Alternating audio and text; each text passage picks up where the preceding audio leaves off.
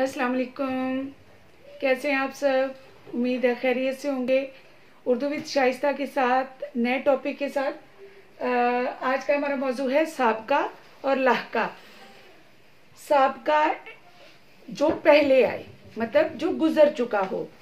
जैसे हम कहते थे साबका सदर, साबका शौहर, साबका अहले मोहल्ला, मतलब जो पहले गुजर चुका हो। तो जब हम ग्रामर की बात करेंगे, ऐसे अल्फाज का वो मजमुआ जो किसी भी पामानी अल्फाज से पहले लगाया जाए। मैं दोबारा उसी बात को अपनी को रिपीट करूंगी। ऐसे अल्फाज या हरूफ का मजमुआ जो किसी भी पामानी लफ्ज के साथ पहले लगाया जाए, उसे कहेंगे साबका। चले चंद मिसालें देखते हैं।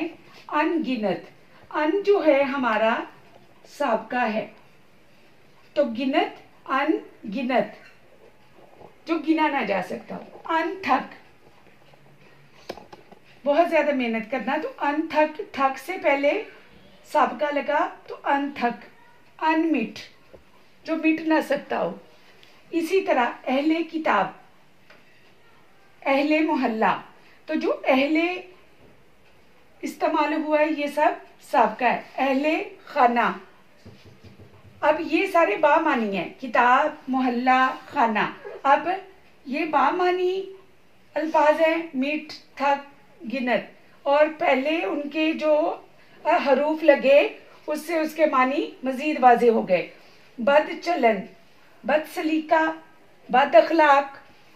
इसी तरह नेक सीरत, नेक अतवार, बा अखलाक, बावकार, बाएतमाद। अब इनमें क्या है कि नेक, यहाँ पर नेक, ये अल्फाज जो हैं साबका है।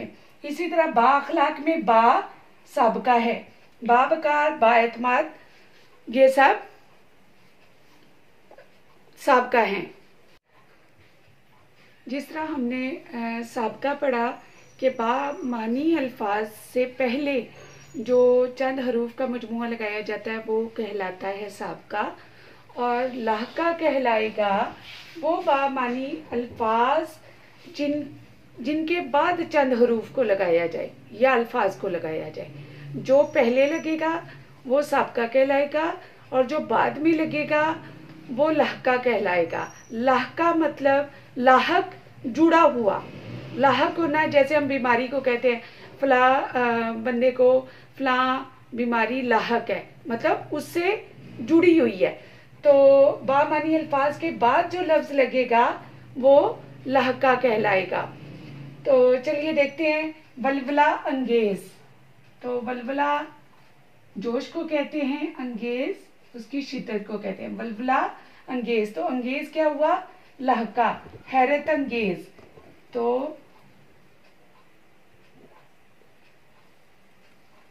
यहाँ पर हैरत अंगेज में जिद्दत अंगेज, पहले बामानी अल्फाज लगे और उसके बाद इन अल्फाज के साथ इनके मानी में मजीद बेहतरी आ गई। मेज पोश, यहाँ पर पोश, खरका पोश, सफेद पोश, तो यहाँ पर पोश लहका है। इसी तरह दर्दनाक, खतरनाक। अब देखें तो ये खतर, दर्द, हैबत अलग से बामानी अल्फाज हैं, तो इनके बाद नाक लगने से दर्दनाक, खतरनाक, हैबतनाक, और नाक के मीनिंग भी इनके साथ वाजे हो गए। इसी तरह अमन पसंद, दिल पसंद, मन पसंद।